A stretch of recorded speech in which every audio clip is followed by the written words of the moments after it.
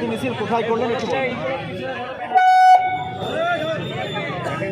একটা ঘটনা গত 22 তারিখে ভারতবর্ষের মানুষ স্তম্ভিত এবং শিহরিত।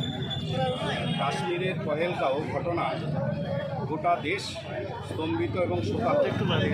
আজকে নওদা ব্লক তৃণমূল কংগ্রেসের উদ্যোগে বিশেষ করে সাইনা মমতাজ এবং যুব সভাপতি সঞ্জয়ের নেতৃত্বে আমরা আজকে এই পহেলগাম ইস্যু নিয়ে যে সমস্ত 26 জন নিরীহ পর্যটককে নির্বিচারে সন্ত্রাসবাদীরা গুলি করে হত্যা করেছে, পাশাপাশি আমাদের পার্শ্ববর্তী জেলা নদিয়ার ঝন্টু শেখ যেবার বীর সৈনিক শহীদ হয়েছে, তাদের আত্মার শান্তি কামনা করার জন্যে আজকে আমরা মোমবাতি মিছিল করলাম।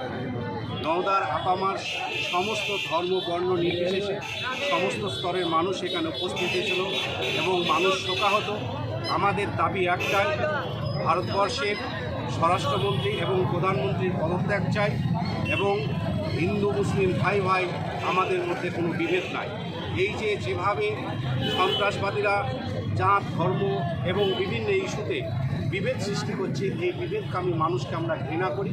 তাই আমরা রাজপথে নেমে মানুষের সৌভাতৃত্বের বন্ধনে মেলবন্ধনে আমরা দাঁড়িয়ে থেকে মমতা বন্দ্যোপাধ্যায় এবং অভিষেক বন্দ্যোপাধ্যায় আদর্শে অনুপ্রাণিত হয়ে আমরা রাজপথে নেমে মনোমিছিল করলাম। আজকের এই মিছিল কোথায় শুরু করেছিলেন এবং কোথায় কোথায় করলেন?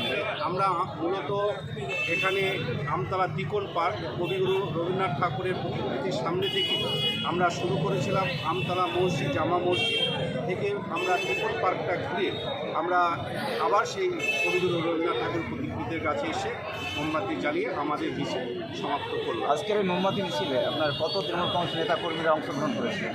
প্রায় ১,৫০০ মানুষ এখানে উপস্থিত হয়েছে।